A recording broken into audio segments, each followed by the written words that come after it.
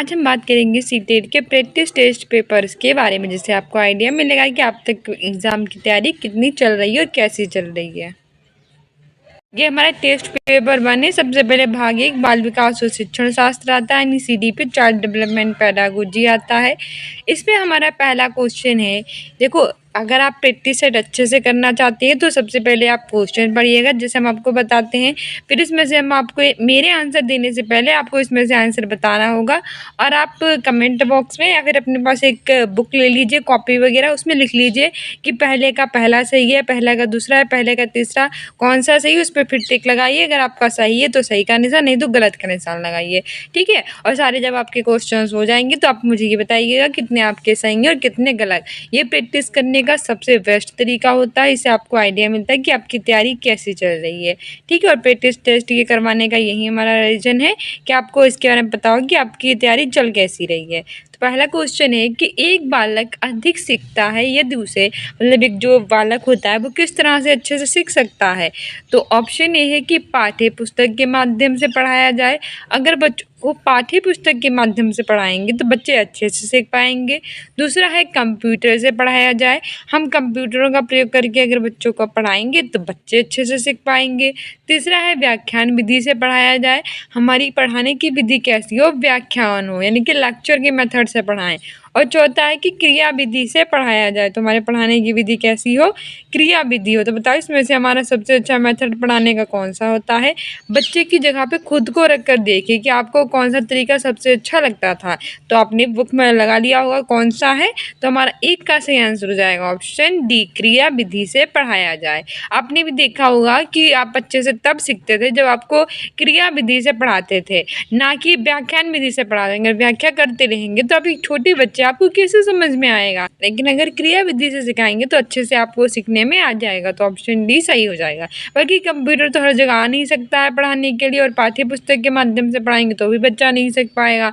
तो सबसे अच्छा तरीका है कि उसे क्रिया विधि से पढ़ाया जाए, ठीक है। बालक इसमें बहुत अधिक अच्छे से सीखता है। तो बताइए एक का कौन सा आपका सही था। अगर आपका डी वाला ही लगाया था तो सही लगाइए, नहीं तो गलत का निशान लगा लीजिए अपने आंसर्स में, ठीक है। दूसरा क्वेश्चन कह रहा है कि कक्षा कक्ष में शिक्षक प्रयास करता है, यानी कि हमारी जो क्लासरूम है उसमें टीचर है वो किस बात का प्रयास करता है। ऑप्शन ए है कि छात्रों को अनुभव प्रदान करने का, कि जो हमारे स्टूडेंट्स हैं उन्हें अच्छे से अनुभव प्रदान कर सके। ऑप्शन बी है कि छात्रों को सहायक अधिगम वातावरण देने का, छात्रों को ऐसा वातावरण दे कैसा हो, सहायक अधिगम हो। तीसरा है कि छात्रों को चिंतन का अवसर देने का, जो स्टूडेंट्स होते हैं वो अच्छे से सोच सके, अपॉर्चुनिटी उसे प्रदान करें। और ऑप्शन डी है उपयुक्त सभी। तो बताइए हमारे सही आंसर कौन सा हो जाएगा। सही आंसर हो जाएगा ऑप्शन डी, उपयुक्त सभी। कक्षा कक्ष है यानी कि क्लासरूम है, उसमें शिक्षक टीचर वो क्या प्रयास करता है कि छात्रों को अनुभव प्रदान करें। छात्रों को अगर अनुभव प्रदान करेंगे तो वो अच्छे से सीख पाएगा। छात्रों को सहायक अधिगम वातावरण प्रदान करें। वातावरण ऐसा होना चाहिए जो बच्चों के अनुकूल हो, जिससे बच्चे ऐसे से सीख सकेंगे। अगर वातावरण ही बच्चों के अनुकूल नहीं होगा तो बच्चे सीख कैसे पाएंगे, ठीक है। और छात्रों के चिंतन को अवसर देने में, छात्रों की थिंकिंग अच्छी हो सके, वो अधिक से अधिक सोच सके, तो उसका भी हमेशा देने चाहिए। तो ऑप्शन डी हमारा सही हो जाएगा सेकंड का। नेक्स्ट क्वेश्चन कह रहा है कि शिक्षा के 2 प्रमुख उद्देश्य हैं। तो बताइए कि जो शिक्षा है उसके 2 प्रमुख उद्देश्य क्या हैं। ऑप्शन ए है कि बालकों में विषयों का ज्ञान और उनका मानसिक विकास करना। जो हमारे स्टूडेंट्स होते हैं उनमें क्या करना कि विषय जो होते हैं, जो उनका सब्जेक्ट होता है उसका उसे ज्ञान हो, उनका मानसिक विकास हो। दूसरा है कि विषयों का ज्ञान देना व परीक्षा के लिए उन्हें तैयार करना। इसके अतिरिक्त क्या हो, जो सब्जेक्ट हो उनका उन्हें अच्छे से ज्ञान हो और परीक्षा के लिए क्या हो सके, तैयार हो सके, ये हमारा उद्देश्य है। या फिर ये है कि विषयों का ज्ञान देना, उन्हें कंठस्थ करवाना, मतलब उन्हें रटन विद्या दे देना, अच्छे से रटवा देना, ये हमारा सही है। चौथा है कि विषयों का ज्ञान देना और व्यवसायिक कौशल का विकास करना, या फिर हम उन्हें विषयों का ज्ञान करवाएं और व्यवसायिक कौशल प्रदान करें। तो हमारे थर्ड का सही आंसर हो जाएगा ऑप्शन ए, बालकों में विषयों का ज्ञान और उनका मानसिक विकास करना, ठीक है। बच्चे अच्छे से तब सीख पाएंगे जब उन्हें विषयों के बारे में अच्छे से पता हो, उन्हें सब्जेक्ट के बारे में उन्हें नॉलेज हो, साथ ही उनका मानसिक विकास हो वो अच्छे से हो सके, ठीक है, तभी बच्चे अच्छे से सीख पाएंगे। लेकिन क्योंकि सिर्फ परीक्षा के लिए बच्चों को तैयार नहीं करना होता है, कंठस्थ कुछ करवाना नहीं होता है, और सिर्फ व्यवसायिक कौशल ही उन्हें सिखाऊंगा, मानसिक विकास ही ना करें तो ऐसा भी नहीं होता है। तो सबसे अच्छा ही हो जाएगा, शिक्षा के 2 प्रमुख उद्देश्य होते हैं, उन्हें उन विषयों का ज्ञान करवाना और उनका मानसिक विकास करना। नेक्स्ट क्वेश्चन कह रहा है कि अधिकांश बालक अपनी मातृभाषा सीख लेते हैं, यानी कि जो अधिकतर बालक हैं वो अपनी मातृभाषा कब सीख लेते हैं। ऑप्शन ए है कि 1 वर्ष की आयु में, यानी उनकी आयु जब 1 वर्ष की होती है तब वो सीख लेते हैं। ऑप्शन बी है 4 वर्ष की आयु में, मतलब 4 वर्ष की आयु तक वो मातृभाषा सीख लेते हैं। ऑप्शन सी है 6 वर्ष की आयु में सीख लेते हैं, और ऑप्शन डी है 2 वर्ष की आयु में सीख लेते हैं। तो हमारा 4 का सही आंसर हो जाएगा ऑप्शन डी, 4 वर्ष की आयु में। ज़्यादातर जो बालक होते हैं वो अपनी मातृभाषा कितनी आयु तक सीख लेते हैं, 4 वर्ष की आयु तक वो अपनी मातृभाषा सीख लेते हैं। नेक्स्ट क्वेश्चन कह रहा है कि 6 से 11 वर्ष आयु वर्ग के छात्रों को आवश्यकता है, यानी वे बच्चे जो 6 से 11 वर्ष तक के होते हैं उन छात्रों को किसकी आवश्यकता है। ऑप्शन ए है कि कक्ष में प्रजातांत्रिक वातावरण की, क्लासरूम में कैसा वातावरण हो, प्रजातांत्रिक, है कि सीखने में स्वतंत्रता की। तीसरा है कि क्रिया आधारित अंतः क्रियात्मक अधिगम की। ऑप्शन डी है उपरोक्त सभी। तो 5 का सही आंसर हो जाएगा ऑप्शन डी, उपरोक्त सभी। 6 से जो 11 वर्ष के बच्चे होते हैं उनके छात्रों को किसकी आवश्यकता होती है, सभी की, यानी कक्ष में प्रजातांत्रिक वातावरण की, सीखने में स्वतंत्रता की, और क्रिया आधारित अंतः क्रियात्मक अधिगम की, इन सभी की आवश्यकता होती है। ठीक है, तो बताइए 5 में से आपके कितने सही हैं। आई होप आपने आपको आप मार्क्स दे रहे होंगे। चलिए अब छठा डालिए, उसके आगे बताइए आपका कौन सा सही है। एक बच्चा ईर्ष्या का प्रदर्शन करता है, एक जो बच्चा है वो उसके अंदर ईर्ष्या है तो वो उसका प्रदर्शन कब करेगा। ऑप्शन ए है 6 माह की आयु में, ऑप्शन बी है 12 माह की आयु में, ऑप्शन सी है 18 माह की आयु में, ऑप्शन डी है 24 माह की आयु में। तो हमारा सही आंसर हो जाएगा, पहले तो आप बताइए कि आपने कौन सा आंसर इसमें से दिया है। अगर ए दिया है आपने और हमारा भी यही होगा तो आप सही का निशान लगाइएगा, नहीं तो गलत का। ऐसे बी दिया है, हमारा भी बी है तो सही का लगाइए, नहीं तो गलत। ऐसे ही सी और डी में कीजिए, ठीक है, जिससे आपको आइडिया मिलेगा कि आपका कौन सा आंसर सही है। तो 6 का हमारा सही आंसर हो जाएगा ऑप्शन सी, 18 माह की आयु में। एक बच्चा होता है वो ईर्ष्या का प्रदर्शन 18 माह की आयु में करता है। ठीक है, तो अगर आपका भी आंसर सी है तो सही का निशान लगाइए, नहीं तो आपको अपने मार्क्स हटा देने हैं। ठीक है, नेगेटिव में चले जाएंगे, और अगर सही है तो सही का निशान लगाइए। से आंसर हो जाएगा हमारा 6 का ऑप्शन सी, 18 माह की आयु में बच्चे क्या करते हैं, ईर्ष्या का प्रदर्शन करते हैं। नेक्स्ट क्वेश्चन कह रहा है 7 नंबर का क्वेश्चन डाल लीजिए आप और बताइए कौन सा आंसर उसका देना है। अलग विविध प्रकार से सीखते हैं, जो स्टूडेंट्स होते हैं, जो चिल्ड्रंस होते हैं वो अलग अलग प्रकार से सीखते हैं। तो ऑप्शन ये है कि शिक्षक के भाषण के द्वारा, जो शिक्षक भाषण देता है उसके द्वारा। ऑप्शन बी है प्रयोग द्वारा, विवेचन द्वारा, प्रश्न पूछकर, क्रिया करके तथा चिंतन करके। ऑप्शन सी है शिक्षक द्वारा निर्देशित नियंत्रित पाठ्य पुस्तक आधारित शिक्षण द्वारा। ऑप्शन डी उपरोक्त में से कोई नहीं। से आंसर हो जाएगा 7 का ऑप्शन बी, प्रयोग द्वारा, विवेचन द्वारा, प्रश्न पूछकर, क्रिया करके, चिंतन करके। इन सब के द्वारा बालक जो होता है वो विविध प्रकार से सीखता है। ठीक है, प्रयोग करेगा, विवेचन करेगा, प्रश्न पूछेगा, क्रिया करेगा और चिंतन करेगा तो बच्चा अच्छे से सीख पाएगा। अगला क्वेश्चन कह रहा है कि 6 से 11 वर्ष आयु वर्ग के बालकों की विशिष्टताएं निम्नलिखित हैं, यानी कि वे जो 6 से 11 वर्ष के होते हैं बालक, उनकी विशिष्टताएं कौन सी हैं। ऑप्शन ए है कि बालक स्वाभाविक और सक्रिय अधिगमकर्ता होता है। ऑप्शन बी है कि सीखने के लिए शिक्षकों पर कैसा होता है, डिपेंड होता है। ऑप्शन सी है कि बालक शिक्षकों से ज्ञान को प्राप्त करता है, और ऑप्शन डी है कि बालक सीखने में रुचि नहीं रखते हैं। तो बताइए कि हमारा सही आंसर क्या हो जाएगा। तो हमारा 8 का सही आंसर हो जाएगा ऑप्शन ए कि बालक स्वाभाविक और सक्रिय अधिगमकर्ता होते हैं। ठीक है, 6 से 11 वर्ष के जो बालक होती हैं उनकी विशिष्टताएं यही होती हैं कि वो स्वाभाविक होते हैं, और अधिगमकर्ता कैसे होते हैं, सक्रिय होते हैं, यानी कि पॉजिटिव लर्नर होते हैं।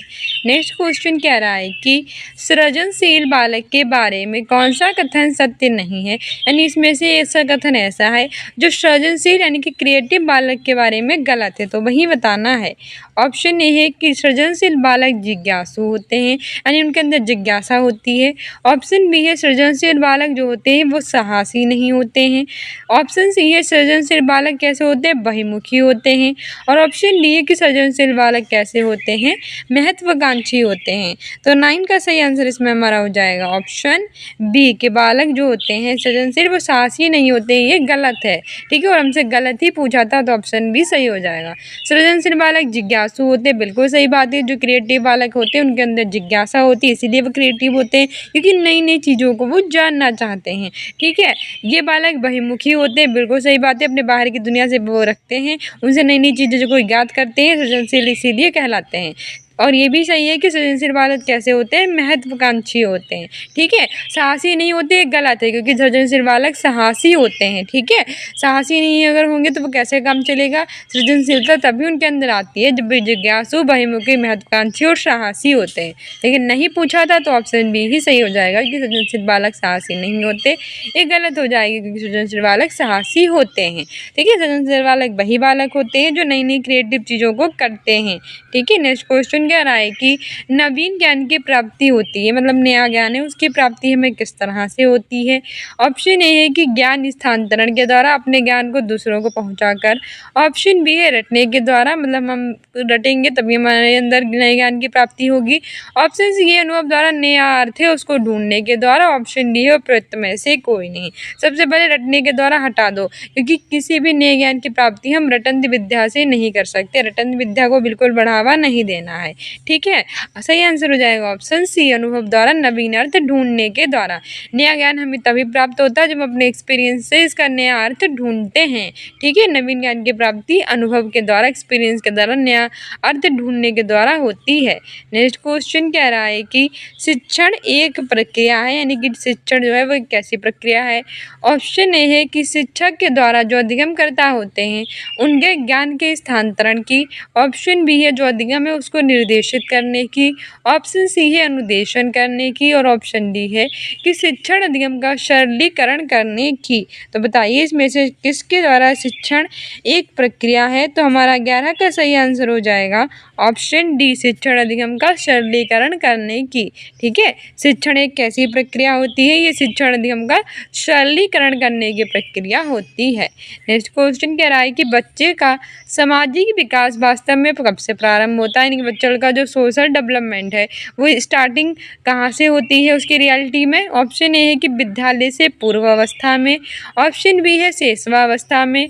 ऑप्शन सी है पूर्व बाल्यावस्था में। और ऑप्शन डी है उत्तर बाल्यावस्था में। 12 का सही आंसर हो जाएगा ऑप्शन सी, पूर्व बाल्यावस्था में, ठीक है। जो बच्चे होते हैं उनमें सामाजिक विकास जो होता है वो पूर्व बाल्यावस्था में प्रारंभ होता है वास्तव में, ठीक है। 12 का ऑप्शन सी सही हो जाएगा कि बच्चे का सामाजिक विकास वास्तव में पूर्व बाल्यावस्था में प्रारंभ हो जाता है। नेक्स्ट क्वेश्चन कह रहा है कि प्राथमिक कक्षा के बालकों के लिए शिक्षण की उपयुक्त विधि है, यानी कि जो प्राइमरी लेवल के स्टूडेंट्स हैं उनके लिए टीचिंग की सबसे अच्छी विधि कौन सी है। ऑप्शन ए है प्रयास और बुद्धि, यानी कि trial and error method. Option B है अनुकरण विधि। ऑप्शन सी है व्याख्यान and lecture method. Option D है खेल विधि। तो हमारा 13 का सही आंसर हो जाएगा ऑप्शन डी, खेल विधि। हमारे बच्चे कैसे होते हैं जो प्राइमरी लेवल के होते हैं उनके शिक्षण की सबसे अच्छी विधि होती है खेल विधि। अगर हम उन्हें ABCD है, छोटा बड़ा है, 1 2 3 4 है, 1 2 3 है, ये सब सिखाना चाहते हैं तो अगर हम खेल विधि के द्वारा सिखाएंगे तो वो अच्छे से सीख पाएंगे, ठीक है। उनके शिक्षण की सबसे अच्छी विधि खेल विधि ही होती है। बाकी इन विधि से वो उतना अच्छा नहीं सीख पाएगा। जूनियर बालक सीखता है लेवल का, लेकिन प्राइमरी का बालक इतने अच्छे से इस मेथड से नहीं सीख सकता। उसका सबसे अच्छा मेथड खेल विधि ही होगा। ऑप्शन डी सही हो जाएगा। अगला क्वेश्चन कह रहा है कि भारतवर्ष में प्राइमरी शिक्षा निम्नलिखित पर बल देती है, यानी कि भारतवर्ष में जो प्राइमरी लेवल की टीचिंग होती है वो किस पे बल देती है। ऑप्शन ए है कि बोध का विकास करना। ऑप्शन बी है आध्यात्मिक पक्ष पर बल देना। ऑप्शन सी है विवेचनात्मक चिंतन का विकास करना। ऑप्शन डी है रटने को प्रेरित करना। सही आंसर हो जाएगा ऑप्शन डी, रटने को प्रेरित करना, ठीक है। भारतवर्ष में जो प्राइमरी शिक्षा होती है वह रटने को प्रेरित करने पर बल देती है। ऑप्शन डी सही हो जाएगा, ठीक है। और 14 का डी की जो प्राइमरी शिक्षा वो होती है उसकी ज़्यादा से ज़्यादा यही बल दिया जाता है कि रटे, जो कि बिल्कुल ही गलत है। हमें बोध का विकास करना चाहिए, आध्यात्मिक पक्ष पर बल देना चाहिए, विवेकात्मक चिंतन पर हम किस पे बल देते हैं? रटने को प्रेरित करने पर। नेक्स्ट क्वेश्चन कह रहा है कि शिक्षण और अधिक प्रभावी हो सकता है यदि, यानी कि टीचिंग और इफेक्टिव हो सकती है यदि ऑप्शन ए है कि छात्रों को स्वयं कार्य करने की स्वायत्तता और नियंत्रण दिए जाए। अगर जो स्टूडेंट्स हैं उनको स्वयं कार्य करने की स्वायत्तता और नियंत्रण दे देंगे तो शिक्षण और अधिक प्रभावी होगा। ऑप्शन बी है छात्र अधिगम शिक्षक के द्वारा निर्देशित और नियंत्रित हो। टीचर के द्वारा निर्देशित और नियंत्रित होती हम तब और अच्छे से सीख पाएंगे। ऑप्शन सी है शिक्षक तथ्यों की व्याख्या करने में केंद्रीय भूमिका निभाए।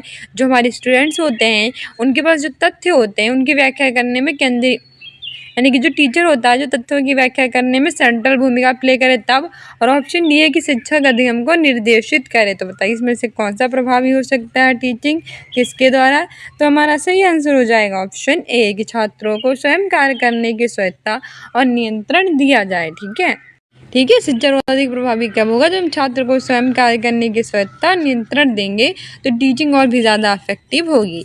नेक्स्ट क्वेश्चन कह रहा है कि अधिगम एक प्राविधि है, यानी कि जो लर्निंग है वो कैसी प्राविधि है?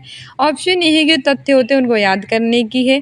ऑप्शन बी है कि पाठ्य पुस्तक में दिए गए जो विषय होते हैं उनको याद करने की है। ऑप्शन सी है कि अनुभव द्वारा जो अर्थ होता है उसका निर्माण करने की है। और ऑप्शन डी है कि परीक्षा की तैयारी करने की है। तो अधिगम किसकी प्राविधि है? तो हमारा सही आंसर हो जाएगा ऑप्शन सी, अनुभव द्वारा अर्थ का निर्माण करने की प्राविधि है अधिगम। ठीक है, अधिगम एक प्राविधि है किसकी? अनुभव द्वारा अर्थ का निर्माण करने की। ऑप्शन सी सही हो जाएगा। नेक्स्ट क्वेश्चन कह रहा है कि प्रतिभावान बालक की बुद्धि लब्धि होती है, यानी कि जो प्रतिभावान बालक होता है, ऐसा बालक बहुत ज़्यादा प्रतिभा जिसके अंदर होती है तो उसकी बुद्धि लब्धि कितनी होती है? मोस्ट इंपॉर्टेंट है, कई बार रिपीट हो चुका है। ऑप्शन ए है 130 130, ऑप्शन बी है 140 140, ऑप्शन सी है 125 125, ऑप्शन डी है 120 120। सत्रह का सही आंसर हो जाएगा ऑप्शन सी 125। ठीक है, जो प्रतिभावान बालक होते हैं उनकी बुद्धि लब्धि 125 होती है।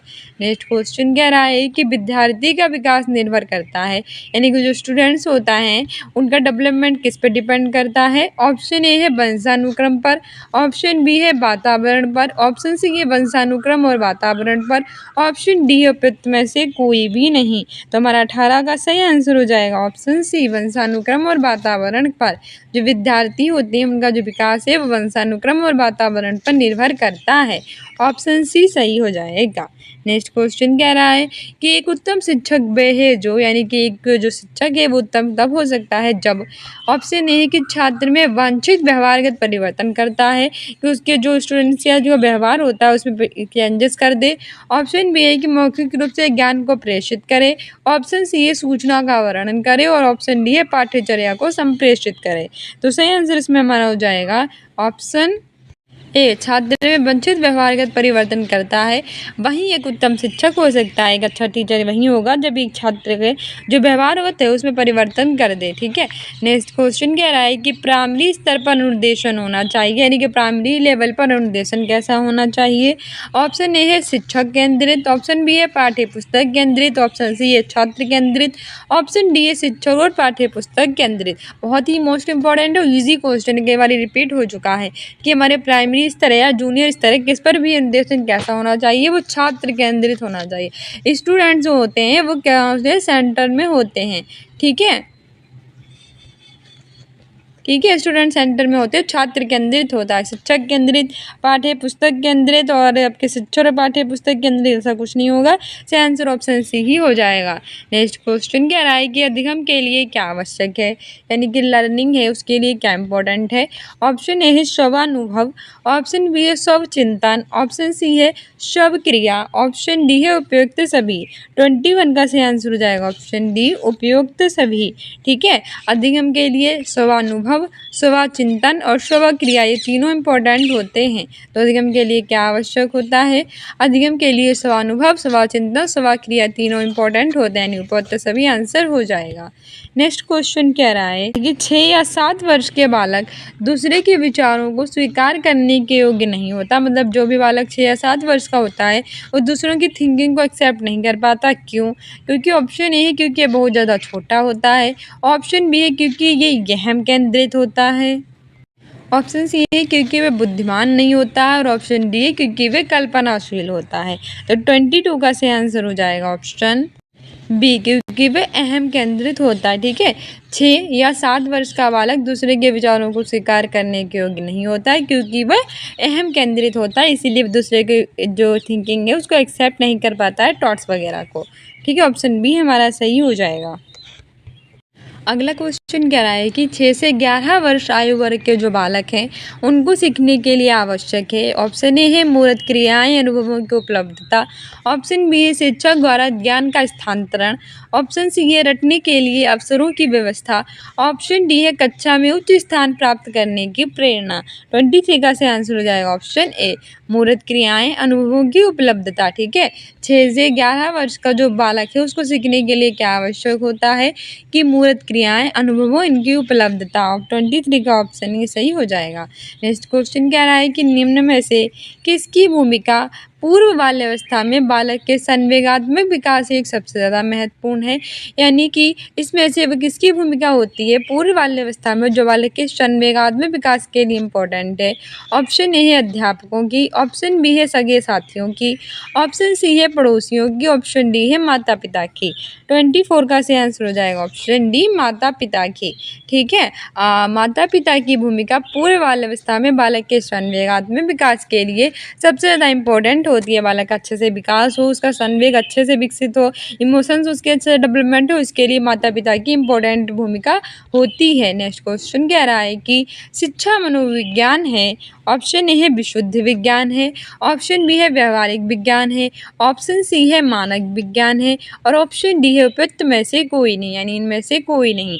तो 25 का सही आंसर हो जाएगा ऑप्शन बी, व्यवहारिक विज्ञान। शिक्षा मनोविज्ञान एक व्यवहारिक मनोविज्ञान है। ठीक है, व्यवहारिक शिक्षा मनोविज्ञान एक व्यवहारिक विज्ञान है। ठीक है, ऑप्शन बी सही हो जाएगा। नेक्स्ट क्वेश्चन कह रहा है कि व्यक्तित्व मापन का सियाही धब्बा परीक्षण है, यानी व्यक्तित्व को मापने के लिए जो सियाही धब्बा परीक्षण है। ऑप्शन ए है या आत्मनिष्ठ परीक्षण है। ऑप्शन बी है कि वस्तुनिष्ठ परीक्षण है। ऑप्शन सी है कि प्रक्षेपण परीक्षण है। और ऑप्शन डी है उपयुक्त में से कोई नहीं। 26 का सही आंसर हो जाएगा ऑप्शन सी, प्रक्षेपण परीक्षण है। जो व्यक्तित्व होता है उसको मापने का सबसे अच्छा सियाही धब्बा परीक्षण है। कौन सा परीक्षण है? प्रक्षेपण परीक्षण है। ठीक है, मोस्ट इंपॉर्टेंट है, याद रखना। देखो मैं फटाफट करा रही हूँ क्योंकि आपका एग्जाम बस होने वाला है, तो आपके सारे सीटेट के प्रीवियस ईयर कवर हो जाएं, इसीलिए अब आपको जल्दी जल्दी एक दिन में एक प्रैक्टिस सेट मिलेगा जल्दी जल्दी करने के लिए। ठीक है, तो अच्छे से आंसर दीजिएगा। नेक्स्ट क्वेश्चन कह रहा है कि 6 से 11 वर्ष के लिए अधिगम, यानी कि ऐसे बालक जो 6 से 11 वर्ष के लिए हैं उनके लिए अधिगम यानी कि लर्निंग। ऑप्शन ए है कि ज्ञान के निर्माण की एक सक्रिय प्रक्रिया होती है। ऑप्शन बी है कि निष्क्रियता से रटने की प्रक्रिया होती है। ऑप्शन सी है कि कक्षा कक्ष में ध्यानपूर्वक सुनने की प्रक्रिया होती है। और ऑप्शन डी है कि पाठ्य पुस्तक का अध्ययन करने की प्रक्रिया होती है। 27 का सही आंसर हो जाएगा हमारा ऑप्शन ए।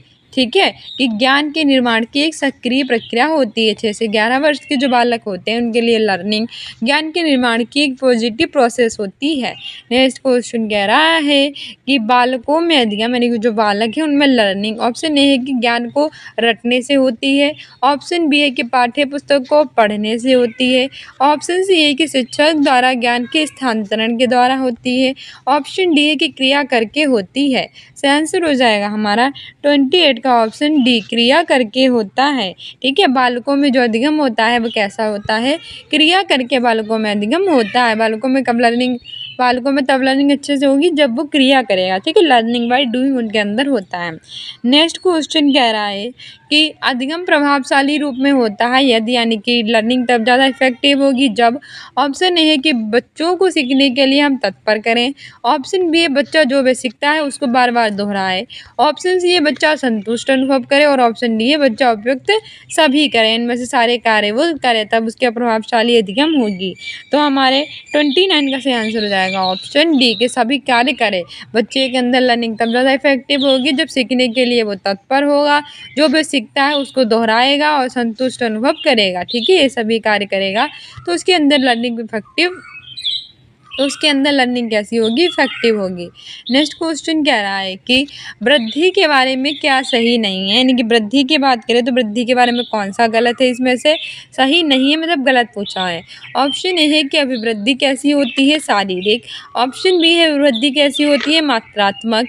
ऑप्शन सी है अभिवृद्धि कैसी होती है, मापनीय। और चौथा है अभिवृद्धि कैसी होती है, जीवन भर चलने वाली प्रक्रिया है। तो 30 का सही आंसर हो जाएगा इसमें हमारा ऑप्शन डी। ठीक है, वृद्धि के बारे में ये बिल्कुल गलत है कि अभिवृद्धि जीवन भर चलने वाली प्रक्रिया है, जबकि वृद्धि नहीं होती है, विकास होता है। विकास जीवन भर चलता है जबकि वृद्धि रुक जाती है। तो वृद्धि के बारे में यह बिल्कुल सही है कि वृद्धि शारीरिक होगी, मात्रात्मक होगी, मापनीय होगी, लेकिन जीवन भर नहीं चलेगी, एक समय के बाद रुक जाएगी। तो ऑप्शन ठीक है, ऑप्शन डी सही हो जाएगा क्योंकि नहीं पूछा था हमसे। मैथमेटिक्स की बात करेंगे। 31 क्वेश्चन नंबर डाल दीजिए और हमारे मैथमेटिक्स के क्वेश्चन सॉल्व कीजिए और बताइएगा कितने इसमें हमारे सही हैं।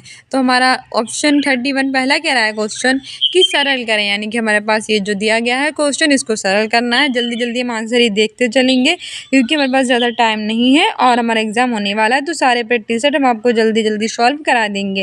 तो 31 का हमारे सही आंसर हो जाएगा ऑप्शन ए, 2.468। ठीक है, इसको जब हम सरल करेंगे तो हमारा आंसर 2.468 आ जाएगा। क्वेश्चन कह रहा है कि निम्नलिखित आंकड़ों की मध्यिका ज्ञात करें, यानी कि हमारे ये जो क्वेश्चन है इसकी हमें मध्यिका बतानी है।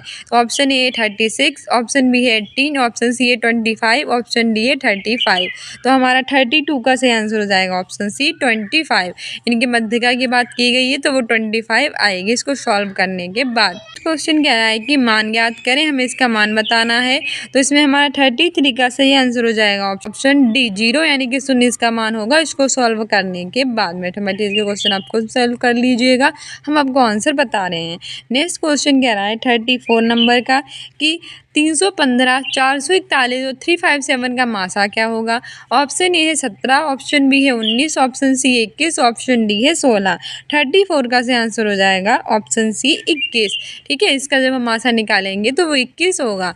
हमारा अगला क्वेश्चन कह रहा है कि दिए गए त्रिभुज में मान ज्ञात करें। तो हमें इसमें जो है त्रिभुज जो हमारे सामने दिया गया है इसका हमें मान बताना है। ऑप्शन ए है 65 डिग्री, ऑप्शन बी है 60 degree, option D 115 degree, option D 145 degree.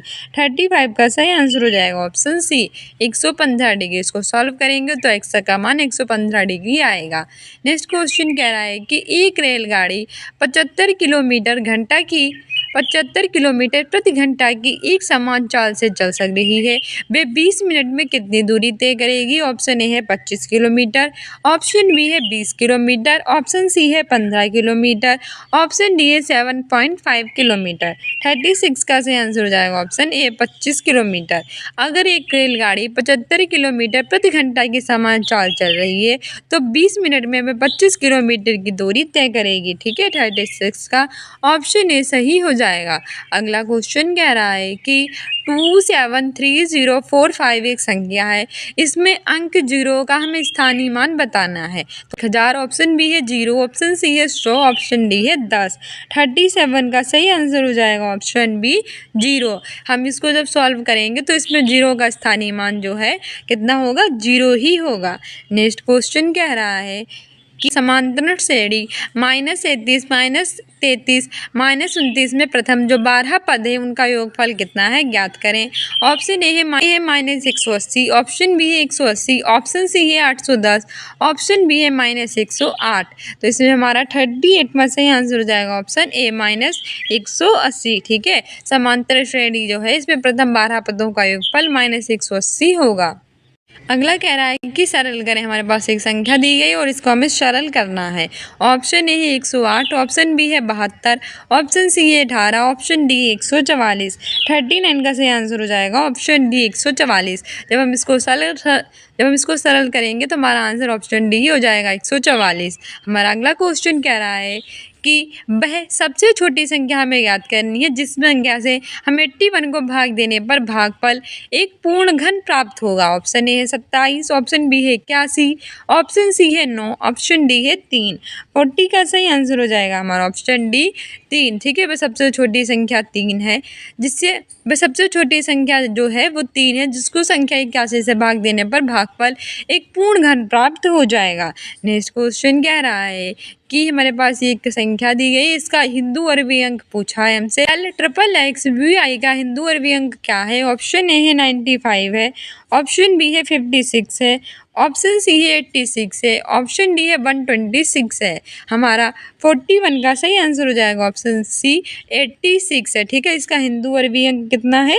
86 है। नेक्स्ट क्वेश्चन कह रहा है कि यदि किसी राशि का 5 वर्षों का सरल ब्याज 77.50 है तो उसी दर से उसी राशि पर 4 वर्षों का सरल ब्याज होगा। ऑप्शन ए है 1.24, ऑप्शन बी है 15.5, ऑप्शन सी है 387.5, ऑप्शन डी है 62।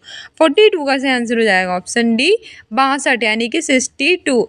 यदि किसी राशि का 5 वर्षों का सरल ब्याज 77.50 है तो उसी दर पर उसी राशि पर 4 वर्षों का सरल ब्याज 62 होगा। 42 का ऑप्शन डी सही हो जाएगा। नेक्स्ट क्वेश्चन कह रहा है कि उस लंबवृत्तीय शंकु का आयतन ज्ञात करें जिसकी त्रिज्या 3.5 सेमी और ऊंचाई 12 सेंटीमीटर है। ऑप्शन ए है 308 सेंटीमीटर, ऑप्शन बी है 154 सेंटीमीटर, ऑप्शन सी है 77 सेंटीमीटर, ऑप्शन डी है 231 सेंटीमीटर की घात 3। ठीक है, तो 43 का सही आंसर हो जाएगा ऑप्शन बी। उस लंबवृत्तीय शंकु का आयतन ज्ञात करना है जिसकी त्रिज्या 3.5 सेंटीमीटर, ऊंचाई 12 सेंटीमीटर हो, तो उसे आंसर 154 सेंटीमीटर की घात 3 हो जाएगा। नेक्स्ट क्वेश्चन कह रहा है कि पाइथागोरस ट्रिक लिखिए जिसके दो सदस्य 16 तथा 63 यानी कि 63 हैं। ऑप्शन ए है 79, ऑप्शन बी है 32, ऑप्शन सी है 65, ऑप्शन डी है 126। 44 का सही आंसर हो जाएगा इसमें से हमारा ऑप्शन सी 65। ठीक है, पाइथागोरस ट्रिक 65 है जिसके दो सदस्य 16 तथा 63 हैं। नेक्स्ट क्वेश्चन कह रहा है कि एक वृत्ताकार बगीचे का व्यास 9.8 मीटर है तो इसका क्षेत्रफल कितना होगा? जो एक वृत्ताकार बगीचा है उसका व्यास कितना है? 9.8 मीटर और इसका क्षेत्रफल पूछा है। ऑप्शन ए है 75.46 मीटर की घात 2, ऑप्शन बी है 80.46 मीटर की घात 2, ऑप्शन सी है 47.49 मीटर, ऑप्शन डी है 75.86 मीटर। 45 का सही आंसर हो जाएगा इसमें से ऑप्शन ए 70.46 मीटर है। ठीक है, यदि वृत्ताकार बगीचे का व्यास 9.8 मीटर है तो क्षेत्रफल 75.46 मीटर हो जाएगा। नेक्स्ट क्वेश्चन कह रहा है कि समीकरण के मूल्य ज्ञात करना है तो 46 का हमारे से आंसर ऑप्शन बी हो जाएगा। ठीक है, इसका समीकरण का मूल्य यही होगा, इसको सॉल्व कर लीजिएगा। नेक्स्ट क्वेश्चन कह रहा है कि एक चाप द्वारा केंद्र पर अंतरित कोण वृत्त के शीर्ष भाग के किसी बिंदु पर अंतरित कोण का डेश होता है। ऑप्शन ए है 2 गुना, ऑप्शन बी है 3 गुना, ऑप्शन सी है समान, ऑप्शन डी है 4 गुना। तो सही आंसर हो जाएगा हमारा 47 का ऑप्शन ए 2 गुना। एक चाप द्वारा केंद्र पर अंतरित कोण वृत्त के शीर्ष भाग के किसी बिंदु पर अंतरित कोण का 2 गुना होता है। नेक्स्ट है 4096 का घनमूल बताना है। ऑप्शन ए है 24, ऑप्शन बी है 14, ऑप्शन सी है 16, ऑप्शन डी है 12। 48 का सही आंसर हो जाएगा ऑप्शन सी 16। ठीक है, 4096 का घनमूल जो है वो 16 यानी कि 16 होता है। नेक्स्ट क्वेश्चन कह रहा है कि सरल करें 25 गुणे 8358 गुणे 4 है, इसको हमें सरल करना है। जब हम इसे सरल करेंगे तो सही आंसर हो जाएगा ऑप्शन सी 835800। नेक्स्ट क्वेश्चन कह रहा है कि 21 सेंटीमीटर व्यास वाले गोले का पृष्ठीय क्षेत्रफल कितना है? तो हमारा 50 का सही आंसर हो जाएगा ऑप्शन ए 1386 सेंटीमीटर है। हमारा अगला क्वेश्चन कह रहा है कि 52 पत्तों की अच्छी प्रकार से फेंटी गई एक गड्डी में से एक पत्ता निकाला जाता है, इसके लाल रंग का बादशाह होने के प्रयोक्ता ज्ञात करें। तो 51 का हमारे सही आंसर हो जाएगा ऑप्शन बी। ठीक है, 1/26 जो है उसकी प्रयोक्ता होगी। ठीक है, नेक्स्ट क्वेश्चन कह रहा है कि यदि a बराबर 2, b बराबर 3, c बराबर 4 है तो a की घात 3, b प्लस b की घात 3 प्लस c की घात 3 माइनस 3 abc का मान कितना है? 52 का हमारे सही आंसर हो जाएगा इसका मान v यानी कि 27 होगा। ठीक है। सॉल्व करेंगे तो इसका मान 27 होगा। नेक्स्ट क्वेश्चन कह रहा है कि एक नगर की जनसंख्या 25,000 से घटकर 24,500 रह गई है तो घटने का प्रतिशत कितना है। ऑप्शन ए हमारा है 5%, ऑप्शन बी हमारा है 2%, ऑप्शन सी है 4%, ऑप्शन डी है 3%। 53 का सही आंसर हो जाएगा ऑप्शन बी 2%। एक नगर की जनसंख्या जो है वो 25,000 से घटकर 24,500 रह गई है तो घटने का प्रतिशत 2% है। नेक्स्ट क्वेश्चन कह रहा है कि रुपये 150 में दूध खरीदा गया है, उसे कितने रुपए में हम बेचते हैं कि 20% का हमें लाभ हो। ऑप्शन ए 170 रुपये में, ऑप्शन बी है 180 रुपये में, ऑप्शन सी है 130 रुपये में, ऑप्शन डी है 120 रुपये में। 54 का सही आंसर हो जाएगा हमारा ऑप्शन बी, ठीक है, 180 रुपये में। अगर हमने 150 में दूध खरीदा है और उसे हम 180 में कब बेच देंगे तो 20% का हमें लाभ होगा। अगला क्वेश्चन कह रहा है कि बहुपद है, इसे भाग देने पर शेषफल कितना प्राप्त होगा। तो 55 का सही आंसर हो जाएगा ऑप्शन है -5, ठीक है। इस बहुपद को हम भाग देंगे तो हमें शेषफल जो है -5 प्राप्त होगा। नीचे कह रहा है कि हल करें 501 गुणे 502 को हल करना है तो हमारे सही आंसर हो जाएगा ऑप्शन सी 251502। जब हम इसे सॉल्व करेंगे तो 15 अगर हम 501 गुणे 502 को सॉल्व करेंगे 251502 हमारा सही आंसर हो जाएगा, ठीक है। हमारा नेक्स्ट क्वेश्चन कह रहा है कि संख्या 9801 के जो वर्गमूल है उसमें इकाई के अंक की संभावना है तो हमारा 57 का सही आंसर हो जाएगा ऑप्शन ए, ठीक है। 9801 के वर्गमूल में इकाई के अंक की संभावना 1 और 9 है, ठीक है। नेक्स्ट क्वेश्चन है कि बिंदु है हमारे पास, इसको हमें बीच की दूरी बतानी है बिंदुओं के तो हमारे सही आंसर हो जाएगा 58 का ऑप्शन सी, ठीक है, ये होगा।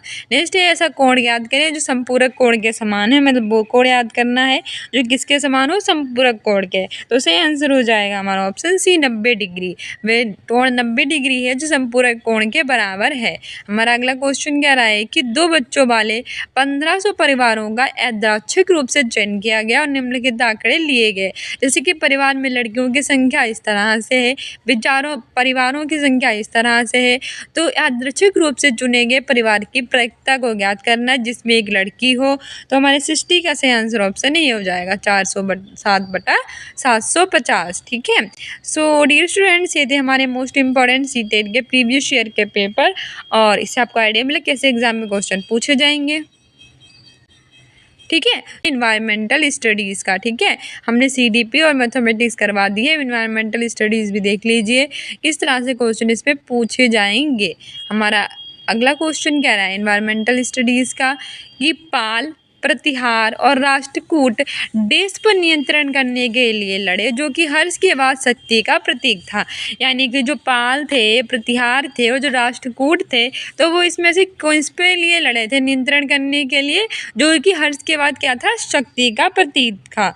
तो हमारा ऑप्शन ए है इसमें से पंजाब, ऑप्शन बी हमारा इसमें से है कन्नौज, ऑप्शन सी हमारा है उज्जैन और ऑप्शन डी है कांची। तो सही आंसर हो जाएगा ऑप्शन बी कन्नौज, ठीक है। जो पाल, प्रतिहार और राष्ट्रकूट थे वो कन्नौज पर नियंत्रण करने के लिए लड़े थे जो हर्ष के बाद क्या था, शक्ति का प्रतीक था। दूसरा क्वेश्चन कह रहा है कि धातु के अमलगम में दूसरा तत्व होता है, जो धातु होती है उसके अमलगम में कौन सा दूसरा तत्व होता है। ऑप्शन ए है कार्बन, ऑप्शन बी है सोडियम, ऑप्शन सी है सोना, ऑप्शन डी है पारा। तो 62 का सही आंसर हो जाएगा ऑप्शन डी पारा। धातु के अमलगम में दूसरा तत्व जो है वो पारा होता है। नेक्स्ट क्वेश्चन कह रहा है कि यदि किसी विलयन का pH2 तो ये है, ऑप्शन ए है दुर्बल अम्ल है, ऑप्शन बी है दुर्बल क्षार है, ऑप्शन सी हमारा है कि प्रबल अम्ल है, ऑप्शन डी है प्रबल क्षार है। तो 63 का सही आंसर हो जाएगा ऑप्शन सी प्रबल अम्ल। यदि किसी विलयन का pH2 है तो फिर ये कैसा होगा, प्रबल अम्ल होगा, ठीक है, प्रबल अम्ल याद रखना। नेक्स्ट क्वेश्चन कह रहा है कि निम्न में से प्राचीनतम वेद कौन सा है, यानी इसमें से कौन सा प्राचीनतम वेद है, ऐसे क्वेश्चन पूछे जाते हैं। ऑप्शन ए है ऋग्वेद है, ऑप्शन बी है यजुर्वेद है, ऑप्शन सी है सामवेद है, ऑप्शन डी है अथर्ववेद है। 64 का सही आंसर हो जाएगा ऋग्वेद। वेद कितने प्रकार के होते हैं, 4 प्रकार के, ऋग्वेद, यजुर्वेद, सामवेद और अथर्ववेद, ठीक है। ऋग्वेद इसमें सबसे पुराना है और अथर्ववेद सबसे नया है, ठीक है, याद रखना एग्जाम्स के लिए इंपॉर्टेंट है। और संगीत का वर्णन सामवेद में किया गया है, यज्ञ वगैरह यजुर्वेद में है। अगला क्वेश्चन कह रहा है कि भारत में कहाँ सिंह युक्त गेंडा मिलता है। ऑप्शन ए है गुजरात, ऑप्शन बी है असम, ऑप्शन सी है कर्नाटक, ऑप्शन डी है केरल। तो बताइए कि इसमें से वो कौन सा राज्य है जहाँ हमें क्या मिलेगा, सिंह युक्त गेंडा, यानी कि एक सिंह वाला गेंडा मिलेगा। तो हमारा मोस्ट इंपॉर्टेंट क्वेश्चन है, मोस्ट इजी भी है, से आंसर ऑप्शन बी हो जाएगा असम। भारत का एक राज्य है असम, जो उत्तर पूर्व भारत का राज्य है, इस एक सिंह वाले गेंडे के लिए प्रसिद्ध है। ठीक है, असम की कैपिटल है दिसपुर, केरल की तिरुवनंतपुरम, गुजरात की गांधीनगर, कर्नाटक की बेंगलुरु। ठीक है, बेंगलुरु को भारत की सिलिकॉन वैली भी कहते हैं। नेक्स्ट क्वेश्चन कह रहा है कि एक उदासीन पिंड होता है। ऑप्शन ए है केवल धनात्मक आवेश, कोई ऋणात्मक आवेश नहीं। ऑप्शन बी है केवल ऋणात्मक आवेश, कोई धनात्मक आवेश नहीं। ऑप्शन सी है ऋणात्मक और धनात्मक आवेश बराबर मात्रा में। ऑप्शन डी है कोई आवेश नहीं होता। तो 66 का हमारा सही आंसर हो जाएगा ऑप्शन सी, ऋणात्मक और धनात्मक आवेश बराबर मात्रा में। ठीक है, एक उदासीन पिंड होता है जब एक ऋणात्मक और धनात्मक आवेश कैसे होते हैं, बराबर मात्रा में। नेक्स्ट क्वेश्चन कह रहा है कि गोवा के दक्षिण का जो पश्चिमी घाट है उसको क्या कहते हैं। मोस्ट इंपॉर्टेंट है, कई बार पूछा जा चुका है।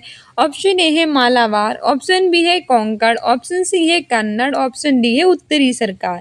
67 का सही आंसर हो जाएगा मालाबार। जो गोवा है उसका जो दक्षिण का पश्चिमी घाट है वो मालाबार तट कहलाता है। ठीक है, क्वेश्चन कह रहा है कि DDT है, ऑप्शन ए एक एंटीबायोटिक, ऑप्शन बी है अन अपघटनीय प्रदूषक, ऑप्शन सी है अपघटनीय उर्वरक, ऑप्शन डी है डाइक्लोरो टाइटेनियम। तो हमारे 68 का सही आंसर हो जाएगा ऑप्शन बी। ठीक है, अन अपघटनीय प्रदूषक, DDT है अन अपघटनीय प्रदूषक। अगला क्वेश्चन कह रहा है कि लोधी वंश की स्थापना किसने की थी।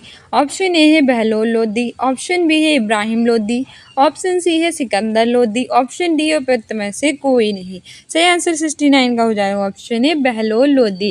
जो लोधी वंश था इसकी स्थापना बहलोल लोधी ने की थी। उसके बाद सिकंदर लोधी आए थे। सिकंदर लोधी ने 1504 में आगरा शहर की स्थापना की थी। लास्ट में इब्राहिम लोधी आए थे। 1526 में बाबर और इब्राहिम लोधी के बीच में पानीपत का प्रथम युद्ध हुआ था। तो ये भी याद रखना। लोधी वंश के संस्थापक बहलोल लोधी थे। सेकंड सिकंदर लोधी थे जिन्होंने 1504 में आगरा की स्थापना की जहाँ पे ताजमहल स्थित है। इब्राहिम लोधी ने 1526 में क्या किया था, पानीपत का प्रथम युद्ध लड़ा था।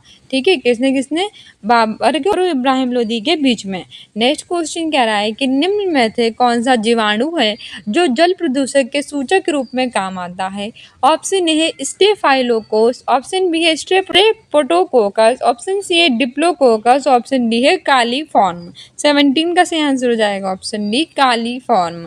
ठीक है, कौन सा जीवाणु जल प्रदूषक के सूचक के रूप में काम आता है, तो कालीफॉर्म आता है। ऑप्शन डी सही हो जाएगा। अगला क्वेश्चन कह रहा है कि क्लास 8 का एक विद्यार्थी है, वो एक मिश्रण के अवयवों को अलग करके का प्रयोग करता है। फिर प्रयोग के तरीके की सारणी दी गई है। आ व क्रमशः क्या होंगे, चुंबक निस्यंदक। ठीक है, इस तरह से मिश्रण जल, नमक का जल ये है आ और ये है बा। ठीक है, तो इसमें से हमारा बताइए कि ऑप्शन ए है कि लोहे की कीलें और बालू, ऑप्शन बी है लोहे की कीलें और चीनी, ऑप्शन सी है लकड़ी के टुकड़े और बालू, ऑप्शन डी है स्टेनलेस स्टील और चीनी। तो हमारा 71 का सही आंसर हो जाएगा ऑप्शन ए। ठीक है, लोहे की कीलें और बालू। इसमें से क्लास जो 8 का विद्यार्थी है वो मिश्रण के अवयवों को अलग करने का एक प्रयोग करेगा। फिर सारणी दी गई होगी, तो हमारा सही आंसर हो जाएगा ऑप्शन ए है कि लोहे की कीलें और बालू। नेक्स्ट क्वेश्चन कह रहा है कि बुद्ध का जन्म स्थान है। थोड़ा इजी क्वेश्चन है लेकिन ऐसे क्वेश्चन पूछ लिए जाते हैं कि जो महात्मा बुद्ध थे उनका जन्म स्थान क्या है। इसका मैंने शॉर्ट्स बना रखा है, ना देखा हो तो देख लेना। ऑप्शन ए है अयोध्या, ऑप्शन बी है सारनाथ, ऑप्शन सी है लुम्बिनी, ऑप्शन डी है बोध गया। से आंसर हो जाएगा ऑप्शन सी लुम्बिनी। गौतम बुद्ध का जन्म 563 ईसा पूर्व में लुम्बिनी कपिलवस्तु में हुआ था। ठीक है, और सारनाथ में इन्होंने 5 ब्राह्मणों को उपदेश दिया था। और जो अयोध्या है वो भगवान श्री राम का जन्म स्थली है। यहाँ पे भगवान राम के प्राण प्रतिष्ठा हुई थी। और बोध गया है, इन्होंने अपने जो क्या दिया थे, बोध गया में इन्हें ज्ञान की प्राप्ति हुई थी। नेक्स्ट क्वेश्चन कह रहा है कि कोणार्क मंदिर अवस्थित है। तो मैं बहुत बार ये बता चुकी हूँ कि कोणार्क मंदिर कहाँ है। ऑप्शन ए है राजस्थान में है, ऑप्शन बी है मध्य प्रदेश में है, ऑप्शन सी है उड़ीसा में है, ऑप्शन डी है तमिलनाडु में है। सही आंसर हो जाएगा ऑप्शन सी उड़ीसा में है। ठीक है, जो कोणार्क मंदिर है वो उड़ीसा राज्य में स्थित है। उड़ीसा की कैपिटल है भुवनेश्वर। चीफ मिनिस्टर है नवीन पटनायक और उड़ीसा में ही भगवान सूर्य का कोणार्क मंदिर स्थित है जिसे हम ब्लैक पैगोडा कहते हैं। ठीक है, और भगवान जगन्नाथपुरी का मंदिर भी स्थित है जिसे हम व्हाइट पैगोडा कहते हैं। राजस्थान की कैपिटल है जयपुर जिसे हम पिंक सिटी कहते हैं। मध्य प्रदेश की कैपिटल है भोपाल और तमिलनाडु की कैपिटल है चेन्नई। नेक्स्ट क्वेश्चन कह रहा है कि संतुलित समीकरण है, इसमें ए बी सी और डी का मान क्रम के अनुसार क्या होगा। 74 का सही आंसर ऑप्शन बी हो जाएगा 2 2 2 2। इसको सॉल्व कीजिएगा तो ऑप्शन बी ही सही है। नेक्स्ट क्वेश्चन कह रहा है कि निम्न में से कौन सा मौलिक अधिकारों के उपयोग का एक उदाहरण नहीं है। इसमें से वो कौन सा है जो मौलिक अधिकारों का यूज करने का एक उदाहरण नहीं है। ऑप्शन ए है कि बिहार के श्रमिकों का पंजाब में रोजगार तलाशना। जब बिहार के श्रमिक हैं वो पंजाब में रोजगार तलाशते हैं वो है।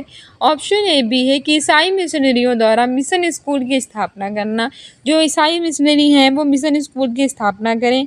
ऑप्शन डी है कि समान पद पर काम कर रही महिलाएं और जो पुरुष हैं उनके द्वारा समान वेतन प्राप्त करना। और ऑप्शन डी है कि बच्चों के द्वारा प्रत्यक्ष संपत्ति का उत्तराधिकारी पाना। तो सही आंसर हो जाएगा ऑप्शन डी, ये बच्चे हैं उनके द्वारा प्रत्यक्ष संपत्ति का अधिकार। अब ये एक मौलिक अधिकार का उदाहरण नहीं है। ठीक है, हमारा बिहार के श्रमिक जब पंजाब में रोजगार तलाशते हैं तो समानता का अधिकार है रोजगार में। ईसाई मिशनरियों द्वारा मिशन की स्कूल की स्थापना होती ये भी है। समान पद पर काम कर रही महिलाएं पुरुषों द्वारा समान वेतन भी है।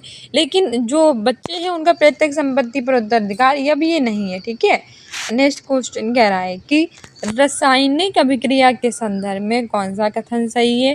पहला है कि रासायनिक अभिक्रिया उत्क्रमणीय होती हैं। ऑप्शन बी है कि सभी रासायनिक परिवर्तनों के दौरान ऊर्जा अवशोषित होती है। ऑप्शन सी है कि रासायनिक अभिक्रियाओं में रासायनिक बंधों का टूटना व बनना होता है। और ऑप्शन डी है ये सभी। 76 का सही आंसर हो जाएगा इसमें से हमारा ऑप्शन सी। ठीक है, रासायनिक अभिक्रियाओं में जो रासायनिक बंधों का टूटना और बनना होता है ये हमारा सही है। किसके बारे में, रासायनिक अभिक्रिया के संदर्भ में। नेक्स्ट क्वेश्चन कह रहा है कि प्रतिवर्ती क्रिया में प्रतिवर्ती चाप निम्न द्वारा बनाया जाता है। ऑप्शन ए है मस्तिष्क मांसपेशी मेरुरज्जु।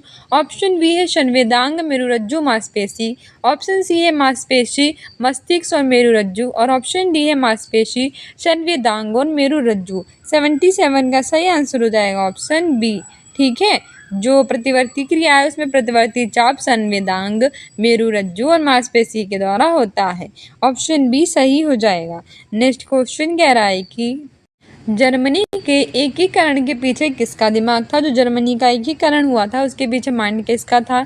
ऑप्शन ए है फ्रेडरिक विलियम। ऑप्शन बी है गेरिबाल्डी। ऑप्शन सी है बिस्मार्क। ऑप्शन डी है हिटलर। 78 का सही आंसर हो जाएगा ऑप्शन सी बिस्मार्क। जर्मनी के एकीकरण के पीछे बिस्मार्क का दिमाग था। किसका दिमाग था, माइंड था बिस्मार्क का। नेक्स्ट क्वेश्चन कह रहा है कि 2011 की जनगणना के अनुसार भारत में जनसंख्या घनत्व कितना है। 2011 की जो जनगणना हुई थी उसके हिसाब से भारत में जनसंख्या घनत्व कई बार पूछा जा चुका है तो याद रख लेना। ऑप्शन ए है 382 382। ऑप्शन बी है 324 324। ऑप्शन सी है 421 421। ऑप्शन डी है 518 518। 79 का सही आंसर हो जाएगा ऑप्शन ए 382। ठीक है, 2011 की जनगणना के अनुसार भारत में जो जनसंख्या घनत्व है वो कितना है, 382 है। नेक्स्ट क्वेश्चन कह रहा है कि यदि एक चुंबक की छड़ को लंबाई से 4 टुकड़ों में काटा जाए तो ध्रुवों की कुल संख्या कितनी होगी। ऑप्शन ए है 2। ऑप्शन बी है 4। ऑप्शन सी है 8। ऑप्शन डी है 6। Option C 8।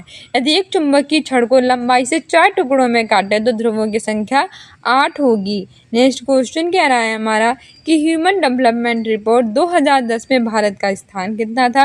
प्रीवियस ईयर है, उस टाइम पूछा गया था तो अब नहीं पूछी जाएगी।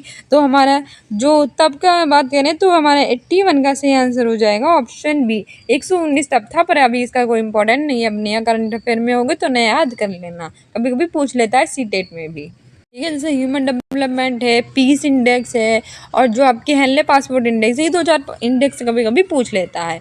अगला क्वेश्चन कह रहा है कि माओवादी आक्रमण के कारण समाचारों में रहा दांतेवाड़ा अवस्थित है। ऑप्शन ए है असम में, ऑप्शन बी है छत्तीसगढ़ में, ऑप्शन सी है पश्चिम बंगाल में, ऑप्शन डी है आंध्र प्रदेश में। तो 82 का सही आंसर हो जाएगा ऑप्शन बी छत्तीसगढ़ में। माओवादी आक्रमण के कारण समाचारों में रहा है दांतेवाड़ा, ये छत्तीसगढ़ में अवस्थित है। छत्तीसगढ़ की कैपिटल है रायपुर। आंध्र प्रदेश की विशाखापट्टनम। ये भाषा के आधार पर बनने वाला आंध्र प्रदेश पहला राज्य था जो 1953 में बना था। 2 जून 2014 को तेलंगाना इससे अलग हुआ और तेलंगाना का स्थापना दिवस रिसेंटली 2 जून को सेलिब्रेट किया गया। असम की कैपिटल है दिसपुर। पश्चिम बंगाल की कोलकाता जो कि हुगली नदी के तट पर स्थित है। नेक्स्ट क्वेश्चन कह रहा है कि जनसंख्या मानव पूंजी बन जाती है जब निवेश किया जाता है, यानी कि जो पॉपुलेशन है वो मानव की पूंजी तब बन जाएगी जब निवेश होगा। ऑप्शन ए है शिक्षा में, एजुकेशन में, ऑप्शन बी है प्रशिक्षण यानी ट्रेनिंग में, ऑप्शन सी है स्वास्थ्य सुविधाएं यानी कि हेल्थ से रिलेटेड जो हैं फैसिलिटीज़ उनमें, और ऑप्शन डी है इन सभी में। तो हमारा 83 का सही आंसर हो जाएगा नो डाउट ऑप्शन डी उपयुक्त सभी, क्योंकि जो जनसंख्या मानव पूंजी तब बनेगी जब हम प्रशिक्षण, शिक्षा और स्वास्थ्य सुविधाओं में क्या करेंगे, निवेश। तो ऑप्शन डी हमारा सही हो जाएगा।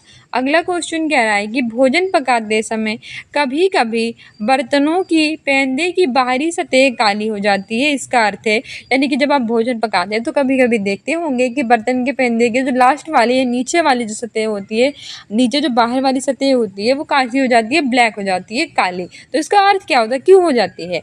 ऑप्शन ए है कि भोजन अधिक पक गया है इसीलिए, ऑप्शन बी है बर्तन स्टील का था इसीलिए, ऑप्शन सी है ईंधन पूर्ण रूप से नहीं जला था इसीलिए, और ऑप्शन डी है प्रयुक्त ईंधन कैसा था, गैर परंपरागत था। तो 84 का सही आंसर हो जाएगा हमारा ऑप्शन सी कि ईंधन पूर्ण रूप से नहीं जल रहा है, इसीलिए क्या हो गया है कि पेंदे बाहरी सतह काली हो गई है। बर्तन के पेंदे की बनाते हैं तो बर्तन के पेंदे की बाहरी सतह ब्लैक हो जाती है, क्योंकि बर्तन जो होता है वो ईंधन वो सही से नहीं जलता है इसीलिए। नेक्स्ट क्वेश्चन कह रहा है कि पैंक्रियाज अग्न्याशय में होती है। ऑप्शन ए केवल बाहरी स्रावी कोशिकाएं होती हैं, ऑप्शन बी है केवल अंतस्रावी कोशिकाएं होती हैं, ऑप्शन सी है 2 प्रकार की कोशिकाएं होती हैं, अंतस्रावी और बाह्यस्रावी, ऑप्शन डी है केवल एक प्रकार की कोशिकाएं होती हैं जो कि अंतस्रावी होती हैं और बाह्यस्रावी दोनों प्रकार से कार्य करती हैं। 85 का सही आंसर हो जाएगा ऑप्शन सी 2 प्रकार की कोशिकाएं, अंतस्रावी और बाह्यस्रावी। ठीक है, पैंक्रियाज अग्न्याशय में होती हैं कैसे, तो 2 प्रकार की कोशिकाएं, अंतस्रावी और बाह्यस्रावी। नेक्स्ट क्वेश्चन कह रहा है कि भारत का मुख्य निर्वाचन आयुक्त है, तब पूछा गया था तो प्रीवियस ईयर में है, तो YS कुरैशी थे। अब नया याद करके जाना कि कौन है भारत के मुख्य निर्वाचन आयुक्त। नेक्स्ट क्वेश्चन कह रहा है कि एक ताज़ा अंडा शुद्ध पानी में डूब जाता है लेकिन नमक के साथ तृप्त विलयन में तैरता रहता है, इसका क्या कारण है? मतलब आपने देखा होगा जो ताज़ा अंडा होगा वो तो पानी में डूब जाएगा, लेकिन जो नमक के संतृप्त विलयन है उस पर तैरता रहेगा, तो इसका कारण क्या है? ऑप्शन ए है कि अंडे के कवच में स्थित तरल माध्यम, ऑप्शन बी है शुद्ध जल का उच्च घनत्व, ऑप्शन सी है नमक के पानी का उच्च घनत्व, और ऑप्शन डी है अंडे का कवच कैल्शियम का बना होता है जो कि शुद्ध पानी में कैसा होता है, हल्का। तो 87 का सही आंसर हो जाएगा ऑप्शन सी।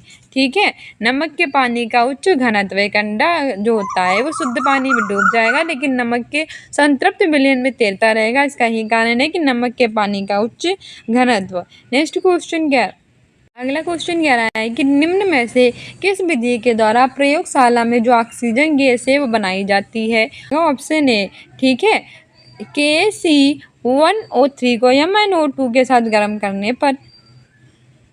ठीक है, ऑप्शन ए सही हो जाएगा। नेक्स्ट क्वेश्चन कह रहा है कि निम्न में से कौन सा संविधान सभा के सदस्य थे? इंपॉर्टेंट और इजी भी है। Option A Pandit Nekiram Sharma, option B है sir Chhotu Ram, option C है श्री रणवीर सिंह हुड्डा, और ऑप्शन डी है श्री शेर सिंह। तो इसमें हमारा 89 का सही आंसर हो जाएगा श्री रणवीर सिंह हुड्डा। ठीक है, प्रीवियस ईयर का है तो श्री रणवीर सिंह या कौन से संविधान सभा के सदस्य थे। नेक्स्ट है मोस्ट इंपॉर्टेंट है और लास्ट क्वेश्चन है हमारे एनवायरमेंटल स्टडीज का कि एक गेंद किसी बेग से ऊपर की ओर उछाली जाती है, ये 50 मीटर ऊंचाई तक जाकर फेंकने वाले के पास लौट आती है। तो ऑप्शन ए है कि इसके द्वारा तय की गई कुल दूरी कितनी थी, 50 मीटर। ऑप्शन बी है कि इसका कुल विस्थापन कितना था, 100 मीटर।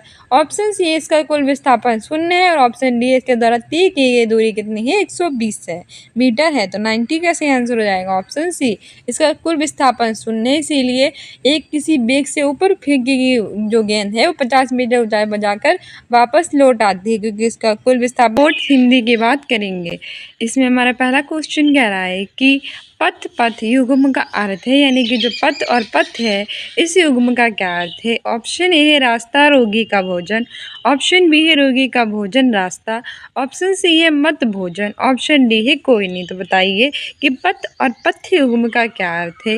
91 का सही आंसर हो जाएगा ऑप्शन ए रास्ता रोगी का भोजन। जो ये पथ होता है इसका मतलब क्या होता है, रास्ता, और ये जो पथ्य होता है इसका मतलब क्या होता है, रोगी का भोजन। ठीक है, याद रखना, कई बार एग्जाम में पूछा जा चुका है। तो पथ का मतलब होगा रास्ता और पथ्य का मतलब होगा रोगी का भोजन। नेक्स्ट क्वेश्चन कह रहा है कि गायक का संधि विच्छेद है, तो संधि विच्छेद के क्वेश्चन पूछे जाते हैं। ऑप्शन ए है गा प्लस एक, ऑप्शन बी है गाय प्लस इक, ऑप्शन सी है गे प्लस अक, ऑप्शन डी है गा प्लस आयक। सही आंसर हो जाएगा ऑप्शन सी गे प्लस अक। ठीक है, गायक का संधि विच्छेद क्या होगा, गे प्लस अक बराबर गायक हो जाएगा इसमें। नेक्स्ट क्वेश्चन कह रहा है कि प्रत्येक योग से बना शब्द कौन सा है। ऑप्शन ए है सुगंध, ऑप्शन बी है अपमान, ऑप्शन सी है मालिन, ऑप्शन डी हमारा है अनुकूल। तो 93 का सही आंसर हो जाएगा ऑप्शन सी मालिन। प्रत्येक योग से बना शब्द मालिन है। नेक्स्ट क्वेश्चन कह रहा है कि समुद्रगुप्त भारत का नेपोलियन था। यहाँ ये जो नेपोलियन है ये किस प्रकार की संख्या का उदाहरण है। ऑप्शन ए है व्यक्तिवाचक संख्या, ऑप्शन बी है जातिवाचक संख्या, ऑप्शन सी है भाववाचक संख्या, ऑप्शन डी है समूहवाचक संख्या। 94 का सही आंसर हो जाएगा ऑप्शन सी भाववाचक संख्या। ठीक है, समुद्रगुप्त क्या था, भारत का नेपोलियन था। नेपोलियन यहाँ पे एक भाव है, फिर पूछा था तो नेपोलियन भाववाचक संज्ञा हो जाएगी। संज्ञा कितने प्रकार की होती है, 5 प्रकार की। व्यक्तिवाचक संज्ञा, जातिवाचक संज्ञा, भाववाचक संज्ञा, समूहवाचक संज्ञा और द्रव्यवाचक संज्ञा। ठीक है, और इसमें जो ये समुद्रगुप्त भारत का नेपोलियन यहाँ पे भाववाचक संज्ञा है। नेक्स्ट क्वेश्चन कह रहा है कि निम्नलिखित में से अशुद्ध शब्द छांटिए, यानी इनमें से हमें अशुद्ध शब्द छांटना है। पहला है छतरी, दूसरा है धोखा, तीसरा है श्रेष्ठ, चौथा है आविष्कार। 95 का से आंसर हो जाएगा ऑप्शन डी आविष्कार। इसमें जो आविष्कार है वह अशुद्ध है, बाकी धोखा, छतरी और श्रेष्ठ तीनों सही हैं। नेक्स्ट हमारा एज यूजुअल कैसा आता है, गद्यांश आता है। 96 से 105 तक आपका गद्यांश है, आपको पढ़ना है और पढ़ने के बाद जो क्वेश्चन है उनके आंसर देने हैं। हमारा गद्यांश है कि बुद्धिजीवी वह है जो विचार के माध्यम से सत्य का अन्वेषण करता है। बुद्धिजीवी कौन होता है, जो विचार के माध्यम से किसका अन्वेषण करता है, सत्य का, उसे हम क्या कहते हैं, बुद्धिजीवी। सत्य की अवधारणा सुंदर है किंतु बहुत अमूर्त और तथ्यात्मक भी है। सत्य की बात करें तो उसकी अवधारणा कैसी है, अमूर्त की है लेकिन तथ्यात्मक भी है। शायद समस्त सार्वभौमिक अवधारणाओं की तरह ही वे थोड़ा सा स्पष्ट होती है। बुद्धिजीवी यदि अन्य दार्शनिकों और तत्ववेताओं को थोड़ा अलग होता है तो मेरे विचार में इसीलिए कि वे कैसा है, सार्वभौमिक और विशिष्ट के बीच नाजुक और मूल्यवान संतुलन बनाने का प्रयास करता है। समाज की हर विशिष्ट समस्या पर विचार करते समय उसके सामने कुछ ऐसे मूल्य होते हैं जो कि परम और शाश्वत होते हैं। जरूरी नहीं कि वह उन्हें परिभाषित करे, किंतु उनके आलोक में वे अच्छे और बुरे, नैतिक और अनैतिक, सही और गलत का विवेक अर्जित करते हैं। वे जो हैं उसके यथार्थ का तटस्थ ढंग से यथावत विश्लेषण करते हैं। पूर्ण रूप से वस्तुपरक होना उसकी प्राथमिक शर्त है, किंतु वह भी काफ़ी नहीं है। वस्तुपरक तो वैज्ञानिक, समाजशास्त्री, गणितज्ञ भी होते हैं। यदि बुद्धिजीवी उनसे अलग हैं तो इसीलिए कि वह जो वह जो है उसका अवलोकन करते समय जो होना चाहिए उसके बारे में विचार करता है और इस तरह से एक नैतिक आयाम स्वतः ही उसके बौद्धिक कार्यकलाप के साथ जुड़ जाता है। बुद्धि के माध्यम से वह आलोचनात्मक चेतना का संवाहक बन जाता है। चेतना का ये तत्व ही है कि जो भारतीय परंपरा में बुद्धिजीवी को एक मनीषी का गौरव प्रदान करता है। एक ऐसा व्यक्ति ही मनीषी की मर्यादा को प्राप्त करता है जिसका विचार तंत्र मनुष्य का समूचा अस्तित्व हो, और ये तभी संभव होगा जब अपनी बुद्धि की प्रज्ञा में परिलक्षित कर सकने के योग्य हो। प्रज्ञा वह समझदारी है जहाँ मनुष्य अपने आत्म में रहकर भी समुची सृष्टि से, जिसमें चराचर सब शामिल हैं, एकात्म स्थापित कर लेता है। तो ये हमारा गद्यांश था। उसके आधार पर क्वेश्चन कह रहा है कि सत्य की अवधारणा होती है। ऑप्शन ए है सार्वभौमिक और स्पष्ट, ऑप्शन बी है मूर्त और अस्पष्ट, ऑप्शन सी है सार्वभौमिक, अमूर्त और तथ्यात्मक, और ऑप्शन डी है उपयुक्त सभी। तो बताइए कि हमारे जैसे गद्यांश में कहा गया था कि सत्य की अवधारणा के बारे में, तो पूछ रहा है कि सत्य की अवधारणा होती कैसे है। अगर आपने गद्यांश अच्छे से पढ़ा होगा तो आपका इजीली आंसर इसका दे पाएंगे। तो सही आंसर हो जाएगा 96 का सी, सार्वभौमिक, अमूर्त और तथ्यात्मक। सत्य की अवधारणा कैसी होगी? सार्वभौमिक होगी, अमूर्त होगी और तथ्यात्मक होगी। अगला क्वेश्चन कह रहा है कि बुद्धिजीवी के कार्यकलापों में जो नैतिक आयाम है वो कब जुड़ता है। ऑप्शन ए है आलोचनात्मक चेतना आ जाने से, ऑप्शन बी है जब वे क्या होना चाहिए इसकी परिकल्पना करता है, ऑप्शन सी है जब वे तटस्थ हो जाता है, और ऑप्शन डी है जब वे वस्तुपरक हो जाता है। तो बताइए जो बुद्धिजीवी हैं उनके कार्यकलापों में नैतिक आयाम कब जुड़े होते हैं। सही आंसर हो जाएगा ऑप्शन बी कि जब वह क्या होना चाहिए था इसकी परिकल्पना करता है तब नैतिक आयाम जुड़े होते हैं। ऑप्शन बी सही हो जाएगा। नेक्स्ट क्वेश्चन कह रहा है कि वस्तुपरक ज्ञान होता है, यानी कि जो वस्तुपरक ज्ञान है वो कैसे होता है। ऑप्शन ए है कि कल्पना पर आधारित ज्ञान है, ऑप्शन बी है कि वस्तु पर आधारित ज्ञान है, ऑप्शन सी है वस्तु को परखने वाला ज्ञान है, ऑप्शन डी है कि वास्तविक तथ्यों पर आधारित ज्ञान है। 98 का सही आंसर हो जाएगा ऑप्शन डी। ठीक है, वास्तविक जो तथ्य होते हैं उन पर आधारित ज्ञान ही वस्तु पर ज्ञान होता है। ऑप्शन डी सही हो जाएगा। नेक्स्ट क्वेश्चन कह रहा है कि भारतीय परंपरा में मनीषी कहलाता है। ऑप्शन ए ज्ञानवान व्यक्ति, ऑप्शन बी है प्रज्ञावान व्यक्ति, ऑप्शन सी है तीक्ष्ण बुद्धि वाला व्यक्ति, ऑप्शन डी है सचेतन व्यक्ति। तो सही आंसर हो जाएगा इसमें हमारा ऑप्शन बी, प्रज्ञावान व्यक्ति। भारतीय परंपरा में जो मनीषी है वो प्रज्ञावान व्यक्ति ही कहलाता है। नेक्स्ट क्वेश्चन कह रहा है कि शाश्वत का विलोम है। ऑप्शन ए है नश्वर, ऑप्शन बी है मर्त्य, ऑप्शन सी है अमर, ऑप्शन डी है अक्षर। 100 का सही आंसर हो जाएगा ऑप्शन ए नश्वर। शाश्वत का विलोम की बात करें तो वो नश्वर होता है। अगला क्वेश्चन कह रहा है कि बुद्धिजीवी अन्य तत्ववेताओं से किस प्रकार अलग होते हैं। बात की जा रही है बुद्धिजीवी की, तो वो कैसे अलग होते हैं जो तत्ववेताएं होते हैं उनसे। ऑप्शन ए है कि वे वस्तुपरकता पर क्या देते हैं, जोर देते हैं। दूसरा है कि वे तटस्थता पर क्या देते हैं, जोर देते हैं। तीसरा है कि वे शाश्वत मूल्यों पर जोर देते हैं, और ऑप्शन डी है कि वे बौद्धिक होते हैं। तो हमारा 101 का से आंसर हो जाएगा ऑप्शन सी कि जो बुद्धिजीवी होते हैं वो अन्य तत्ववेताओं से अलग होते हैं क्योंकि वे शाश्वत मूल्यों पर जोर देते हैं। नेक्स्ट क्वेश्चन कह रहा है कि बुद्धि प्रज्ञा से कब रूपांतरित होती है। ऑप्शन ए है कि जब आलोचनात्मक चेतना का आविर्भाव होता है, ऑप्शन बी है जब ज्ञान का आलोक प्राप्त होता है, ऑप्शन सी है जब मनुष्य का चिंतन व्यापक होता है और समस्त चराचर जगत उसकी दृष्टि बिंदु में सम्मिलित हो जाता है, और ऑप्शन डी है उपयुक्त में से कोई नहीं। तो 102 का सही आंसर हो जाएगा ऑप्शन सी कि जब मनुष्य का चिंतन व्यापक होता है और समस्त चराचर जगत उसकी दृष्टि बिंदु में सम्मिलित हो जाता है तो बुद्धि प्रज्ञा में रूपांतरित होती है। नेक्स्ट क्वेश्चन कह रहा है कि संवाहक शब्द का अर्थ है। ऑप्शन ए है लाने वाला, ऑप्शन बी है ले जाने वाला, ऑप्शन सी है बहने वाला, ऑप्शन डी है उपयुक्त में से कोई नहीं।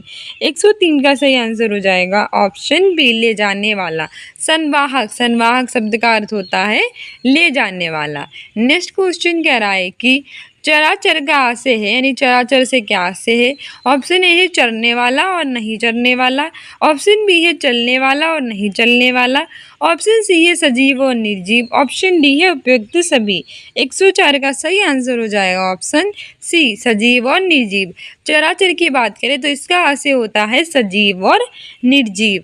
नेक्स्ट क्वेश्चन कह रहा है कि अवतरण के आधार पर प्रज्ञा का पर्यायवाची चुनना है। ऑप्शन ए है बुद्धि, ऑप्शन बी है ज्ञान, ऑप्शन सी है सत्य, ऑप्शन डी है समझदारी। 105 का सही आंसर हो जाएगा ऑप्शन डी समझदारी। अवतरण के आधार पर जो ये प्रज्ञा है इसका अर्थ क्या होता है पर्यायवाची, इसका पर्यायवाची होता है समझदारी। नेक्स्ट क्वेश्चन कह रहा है कि वनवासी शब्द में कौन सा समास है, समास भी पूछे जाते हैं। वनवासी में कौन सा समास है बताइए। वनवासी मतलब वन के लिए, वासी या वन का वासी। तो ऑप्शन ए है द्विगु, ऑप्शन बी है द्वंद्व, ऑप्शन सी है तत्पुरुष, ऑप्शन डी है कर्मधारय। सही आंसर हो जाएगा ऑप्शन सी तत्पुरुष। वनवासी यानी वन का वासी, ठीक है, वन के लिए वासी। ऑप्शन सी सही हो जाएगा। नेक्स्ट क्वेश्चन कह रहा है कि निम्न में से दंतव्य वर्ण कौन सा है। ऑप्शन ए है टा, ऑप्शन बी है चा, ऑप्शन सी है ता, ऑप्शन डी है उ। तो 107 का सही आंसर हो जाएगा ऑप्शन सी ता। दंतव्य यानी दांत से बोले जाने वाले तो वो सारे होंगे ता वर्ग के। ता तरबूज, ता थर्मस, दा दवात। दंतव्य यानी कि दांत से बोले जाने वाले तो सब हो जाएंगे ता वर्ग के। ता तरबूज, ता थर्मस, दा दवात, धाधन, नानल, ये सब दंतव्य वर्ण है। नेक्स्ट क्वेश्चन कह रहा है कि शब्दकोश में पहले आने वाला शब्द है। ऑप्शन ए है वक्त, ऑप्शन बी है वरक, ऑप्शन सी है वक्र, ऑप्शन डी है वर्ग। 108 का सही आंसर हो जाएगा ऑप्शन ए वक्त। शब्दकोश में सबसे पहले वक्त आता है। नेक्स्ट क्वेश्चन कह रहा है कि निम्नलिखित में से तत्सम शब्द है। तत्शब्द होते हैं जो संस्कृत से हिंदी में प्रयोग किए जाते हैं वैसे कि वैसे बिना किसी परिवर्तन के।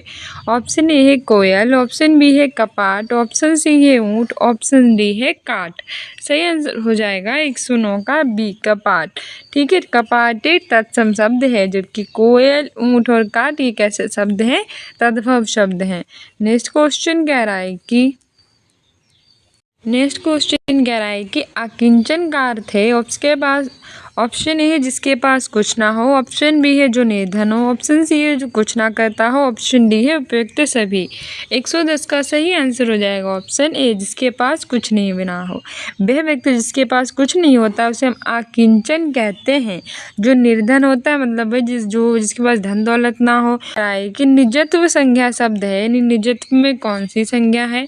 ऑप्शन ए है व्यक्तिवाचक, ऑप्शन बी है भाववाचक, ऑप्शन सी है द्रव्यवाचक, ऑप्शन डी है जातिवाचक। 111 का सही आंसर हो जाएगा ऑप्शन बी भाववाचक। निजत्व में भाववाचक संज्ञा है। संज्ञा 5 प्रकार की होती है, व्यक्तिवाचक, जातिवाचक, भाववाचक, द्रव्यवाचक और आपकी समूहवाचक। ठीक है, जो व्यक्तियों के बारे में बताया वहाँ व्यक्तिवाचक होता है जैसे राम, श्याम, मोहन, राधा, सीता, गीता। जो भाव के बारे में बताया वहाँ भाववाचक होती है, निजत्व है, पशुत्व है, मिठास है, खटास है। द्रव्यवाचक भी होती है जो द्रव्य के बारे में बताया जैसे सोना, चांदी, तेल है। जातिवाचक जो जातियों के बारे में बताया जैसे आगरा, शहर, गांव आदि। नेक्स्ट क्वेश्चन कह रहा है कि संयुक्त व्यंजन छा है उसकी ध्वनियाँ क्या हैं। ऑप्शन ए है का आ सा, ऑप्शन बी है का आ सा, ऑप्शन सी है का आ छा, ऑप्शन डी है का आ सा। 112 का सही आंसर हो जाएगा ऑप्शन ए का आ सा। छा की बात करें तो इसकी ध्वनियाँ होती हैं ये का प्लस आ और प्लस सा से मिलकर बना है। ठीक है, छा का आ होता है। नेक्स्ट क्वेश्चन कह रहा है कि निर्भय का संधि विच्छेद क्या होगा। ऑप्शन ए है नी प्लस वे, ऑप्शन बी है नी प्लस रभे, ऑप्शन सी है नी प्लस वे, ऑप्शन डी है नी प्लस भे। 113 का सही आंसर हो जाएगा ऑप्शन सी नी प्लस वे। निर्भय है ये नी प्लस भे से मिलकर बना है निर्भय। यहाँ पे विसर्ग संधि है। नेक्स्ट क्वेश्चन कह रहा है कि निम्नलिखित में से शुद्ध शब्द छांटना है। ऑप्शन ए है आगामी, ऑप्शन बी है केंद्रीय, ऑप्शन सी है अधीन, ऑप्शन डी है दीक्षा। सही आंसर 114 का हमारा हो जाएगा ऑप्शन सी अधीन। जो अधीन है ये बिल्कुल शुद्ध लिखा हुआ है, बाकी केंद्रीय, दीक्षा, आगामी इन सब में कोई ना कोई गलती है। ठीक है, क्योंकि अधीन जो है वो सही लिखा है, आगामी में क्या गलती है, इसमें ऐसे लिखा जाएगा आगामी, आगामी। ठीक है, दीक्षा कैसा लिखा जाएगा, दीक्षा जो है वो ऐसे करके लिखा जाएगा दीक्षा। ठीक है, यहाँ छुट्टी के पाई लगी है तो इसलिए गलत है, बड़ी के लगनी चाहिए। नेक्स्ट क्वेश्चन कह रहा है कि केर बेर का संग होने का क्या अर्थ है। ऑप्शन ए है कि दोनों अलग अलग हैं। ऑप्शन बी है कि विपरीत स्वभाव वालों का साथ साथ रहना। ऑप्शन सी है भाग्य की बात और ऑप्शन डी है दयावान व निष्ठुर का साथ। 115 का सही आंसर हो जाएगा हमारा ऑप्शन बी। विपरीत स्वभाव वालों का साथ साथ रहना होता है वेर केर का संग होना। ठीक है, जब अलग अलग स्वभाव वाले एक साथ रहते हैं तो मतलब कहते हैं यहाँ पे केर वेर का साथ है।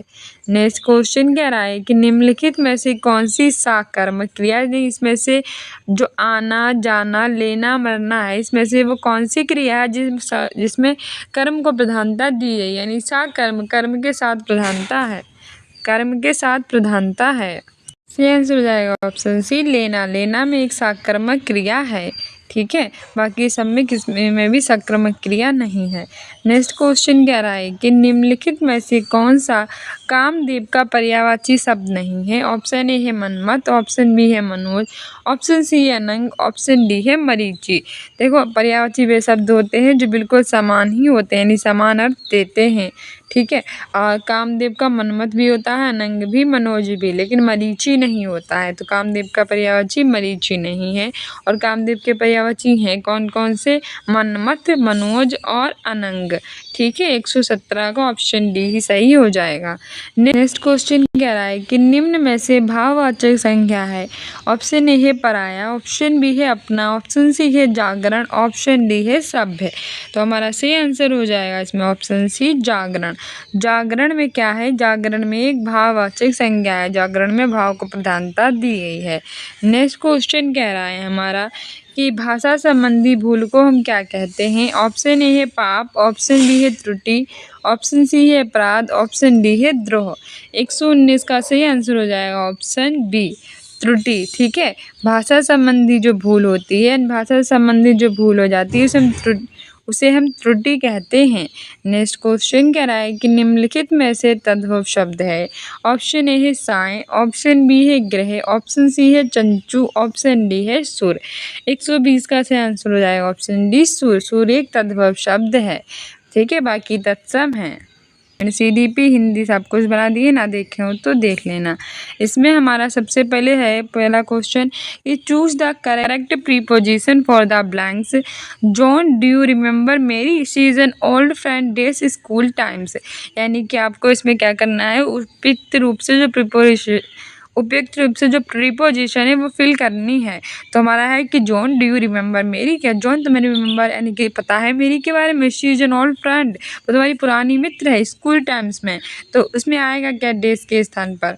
ऑप्शन ए है फ्रॉम, ऑप्शन बी है टू, ऑप्शन सी है ऑफ, ऑप्शन डी है इन। सही आंसर हो जाएगा इसमें हमारा option C of. John do you remember Mary, she is an old friend of school times. ठीक है, यहाँ पे इसको फिल किया जाएगा। ऑफ एक उचित प्रीपोजिशन होगी। 121 का सही आंसर ऑप्शन सी हो जाएगा। नेक्स्ट क्वेश्चन कह रहा है कि चूज द राइट आंसर, यानी राइट आंसर चूज करना है। I visited the parliament means. Option A I always live there, option B I come there for a short time, option C I was born there, option D है none of this. यानी कि हमें choose the right answer, सही answer भरना है। हमारा सही answer हो जाएगा option B I came there for a short time, मतलब मैं वहाँ थोड़ी देर के लिए गया था। ठीक है, ऑप्शन बी सही हो जाएगा। नेक्स्ट क्वेश्चन कह रहा है कि complete the sentence by choosing the correct option. यानी कि हमें इस सेंटेंस को कंप्लीट करना है यहाँ पे करेक्ट ऑप्शन को चूज करके। Potato chips are dash, option A crispy, option B a crunchy, option C a salty, option D है ऑल ऑफ द अबव। 123 का सही आंसर हो जाएगा ऑप्शन डी। ठीक है, ऑल ऑफ द अबव, यानी कि potato chips are crispy, crunchy and salty, that's mean all of the above is correct answer option D. Next question कह रहा है कि choose one word for the following group of words. Sweet dish served after a man meal. Option A है dessert, option B है dessert, option C है dessert, option D है dessert. 124 का सही आंसर हो जाएगा ऑप्शन बी डेजर्ट। ठीक है, जो स्वीट डिश है वो सर्व की गई किसके बाद? मेन मील के बाद, तो वो क्या थी? डेजर्ट कहलाएगी। नेक्स्ट क्वेश्चन कह रहा है कि choose the correct form of verb given in bracket for the blanks. They dash in the river, stead swim. Option A है swimming, option B है swim, option C है swim, option D है swims. 124 का सही answer हो जाएगा option B swim. ठीक है, they swam in the river yesterday. Next question कह रहा है कि choose the correct meaning of the phrase idled away. Option A wasted, option B admired, option C rested, option D है none of the above. 126 का सही answer हो जाएगा option ए vested. ठीक है, आइडल्ड अवे मतलब बेस्टेड. नेक्स्ट क्वेश्चन कह रहा है कि चूज द करेक्ट प्रोनाउन भरना है ब्लैंक्स में. She has an apple in dash hand. His, hers, her, him, यानी कि डेस की जगह पे क्या आएगा. 127 का सही आंसर हो जाएगा option C her. She has an apple in her hand. ठीक है, हर होगा, हर हैंड उसके हाथ में क्या था, एप्पल था एक. नेक्स्ट क्वेश्चन कह रहा है कि choose correct article for the blanks, यानी ब्लैंक्स में जो आर्टिकल है वो सही से भरना है. This wine is expensive. Option A है एन, ऑप्शन बी है the, option C a, option D है जीरो आर्टिकल. 128 का सही आंसर हो जाएगा option D zero article. This wine is zero article expensive. Next question कह रहा है कि choose the correct word for the blanks. My mother is at home, where is. Option A है yours, option B है yours, option C है your, option D है none of the above. 129 का सही आंसर हो जाएगा ऑप्शन ए yours. ठीक है, my mother is at home, where is yours, मतलब मेरी माता तो घर पे है, तुम्हारी कहाँ है. नेक्स्ट क्वेश्चन कह रहा है कि choose the correct word for the blanks, यानी कि हमें करेक्ट वर्ड चूज करना है इस ब्लैंक्स में भरने के लिए. हमारा क्वेश्चन है कि there is hardly days time left for the train to depart, यानी कि बहुत ही कम टाइम बचा है ट्रेन के छूटने में. ऑप्शन ए है मच, ऑप्शन बी है मोर, ऑप्शन सी है एनी, ऑप्शन डी है मोस्ट. तो 30 का सही आंसर हो जाएगा हमारा ऑप्शन सी. ठीक है, any. There is hardly any time left for the train to depart. Next question, read the passage given below, यानी कि हमें नीचे जो है वो पैसेज दिया गया है, इसको पढ़ना है, क्वेश्चंस के आंसर देने हैं. ठीक है, the ghost in the forest, हमारा पैसेज कौन सा है, the ghost in the forest, यानी जंगल में भूत. Many people who live near the theme park are afraid to go into the forest area. कई सारे लोग हैं जो रहते हैं कहाँ, थीम पार्क के पास में, वो डर जाते हैं फॉरेस्ट एरिया में जाने से, क्योंकि देयर इज अ लीजेंड, क्योंकि वहाँ क्या है, एक लीजेंड है. That a woman who once lived in the forest as an outlaw, hundreds and हन डाइड of years ago, still walks there as a ghost at night. The legend says she was a great warrior from a rich family, but the wicked king who ruled the country killed her family and burned her castle that is quite close to theme park. Her name was. Next question कह रहा है कि one of the poor betrayed Murin. The underline word means. Option B है be supportive to, option B है be disloyal to, option C है be or give sign off, option D है none of the above. 131 का सही answer हो जाएगा option B be disloyal to. ठीक है, one of the poor betrayed Murin, the underline word means be disloyal to. Next question कह रहा है कि what reward would the king give for anyone who found Murin? Option A, he would give 500 silver coins. Option B, he would give 50 gold coins. Option C, he would give 500 gold coins. Option D, he would give 50 silver coins. 132 का सही answer हो जाएगा option C. ठीक है, what reward, तो he would give 50 gold coins the king gave for anyone who found Murin. Next question कह रहा है कि who weighted Murin. Option A है कि वन ऑफ द रिच वेटेड म्यूरिन, ऑप्शन बी है one of the poor weighted Murin, option C है one of the king soldiers वेटेड म्यूरिन, ऑप्शन डी है one of her family member.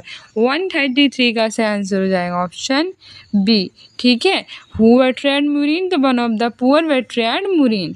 Next question कह रहा है कि find the word from the passage which of the find the word from the passage which is the antonyms of punish. Punish, option A है prize, option B है reward, option C है penalty, option D है blame. 134 का से answer हो जाएगा option B reward. ठीक है, पनिश का जो होगा एंटोनियम वो रिवॉर्ड होगा। Next question, who made an announcement to reward the person, option A ghost, option B है किंग, ऑप्शन सी है क्वीन, ऑप्शन डी है वुमन। 135 का से आंसर हो जाएगा option be king.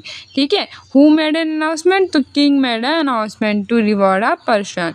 Next question कह रहा है कि what was the king like, option A he was good, option B है he was nice, option C है he was wicked, option D है ही वाज जेनेरियस। तो 136 का सही आंसर हो जाएगा ही वाज विकेड। ठीक है, what was the king like, तो he was wicked. Next question कह रहा है कि who killed Miriam's family and burned her castle, option A है the king killed her family, option B है the queen killed her family, option C है the witch killed her family, option D है no one. 137 का सही answer हो जाएगा option A. तो who killed, तो the king killed her family and burned her castle. Next question है कि why are some afraid of the forest area in the theme park, option A है because there is a darkness, option B है because the ghost of a man lives there, option C है because the ghost of a woman walks at night, option D है because there is a line. 138 का सही answer हो जाएगा option सी कि who why are because the ghost of a woman walks at night, that's why people are afraid of the forest area in the theme park. Next question कह रहा है कि where did Miriam go after her family was killed and her castle was burnt, she went, option A है to the theme park for the day, option B है to the forest, option C है to the poor people, option D है none of the above. 139 का से answer हो जाएगा option B to the forest, she went to the forest. How did Maureen help the poor? Option A है by fighting the king, option B है by robbing the king, option C है by robbing the rich who came into the forest, option D है by killing the rich। 140 का से answer हो जाएगा option C by robbing the rich who came into the forest। Next question कह रहा है कि choose the correct meaning of look before you leap, option A है think carefully before taking an action, option B है see before you jump, option C है see carefully and then jump, option D है act carefully। 141 का से answer हो जाएगा option A think carefully before taking an action. ठीक है, look before you lip का से आंसर हो जाएगा think carefully before taking an action. Next question कह रहा है कि choose the correct opposite word of the underline word, the teacher is not kind he is, option A है nice, option B है अगली, ऑप्शन सी है funny, option D है हर्ष। 142 का से आंसर हो जाएगा option D has, the teacher is not kind he is has. Next question कह रहा है कि which of the correct order of the words art study do dash you, option A है you study art do, option B है you do art study, option C है do you study art, option D है none of the above. 143 का सही answer हो जाएगा option C do you study art. ठीक है, तो हमसे सही ऑप्शन पूछा था, ऑप्शन सी बिल्कुल सही है, डू यू स्टडी आर्ट यहाँ पे सही हो जाएगा। नेक्स्ट क्वेश्चन कह रहा है कि choose the plural form of the words given in the brackets dash ox and dash goose are animal. तो इसमें हमारा सही आंसर हो जाएगा 144 का सही answer option B option geese. अगला क्वेश्चन कह रहा है कि which word can fill in the blanks correctly, he dash already dash when you arrived, option A has start, option B had started, option C had start, option D है none. 145 का सही answer हो जाएगा option B had started, he had already started when you arrived. Next question है choose the correct word for the blanks is meaning, she often says what she thinks, she is quiet, option A है outgoing, option B है outspoken, option C है shy, option D है deceive। 146 का सही answer हो जाएगा option B outspoken, she is quite outspoken। Next question कह रहा है कि choose the odd one out, option A है लेफ्ट, ऑप्शन बी है milk shake, option C right, option D है फॉरवर्ड। 147 का सही आंसर हो जाएगा ऑप्शन बी मिल्क शेक। ठीक है, मिल्क शेक आउट वन और वन आउट हो जाएगा, बाकी फॉरवर्ड लेफ्ट राइट ये सब सेम ही है। नेक्स्ट क्वेश्चन कह रहा है कि विच सेंटेंस इज करेक्ट चेटेड। ऑप्शन ए है Mr Jones went to dinner with Mr and Mrs Brown. Option B है Miss Jones went to dinner with Mr and Mrs Brown. Option C है Miss Jones went to dinner with Mr and Mrs Brown. Option D है Miss Jones went to dinner with Mr and Mrs Brown. सही answer इसमें हमारा हो जाएगा 148 का सही answer हो जाएगा option D, Mr Jones went to dinner with Mr and Mrs Brown. ये बिल्कुल सही लिखा है। नेक्स्ट क्वेश्चन क्या है कि choose one word for the underline words. It was foggy and I watched my friend move out of site into the distance as he walked away. Option A है toss, option B है throw, option C है pour, option D disappear। 149 का सही answer हो जाएगा option D disappear। Next question कह रहा है कि choose the most appropriate word for the blanks. She entered the room dash since the baby was sleeping। सही आंसर हो जाएगा option D quietly। she entered the room quietly since the baby was sleeping। So D students, ये हमारा test paper 1 था, जिससे आपको idea मिला exam में कैसे क्वेश्चन पूछे जाएंगे। मिलते हैं नेक्स्ट वीडियो में। Keep loving, keep watching, keep sharing. Thank you, bye.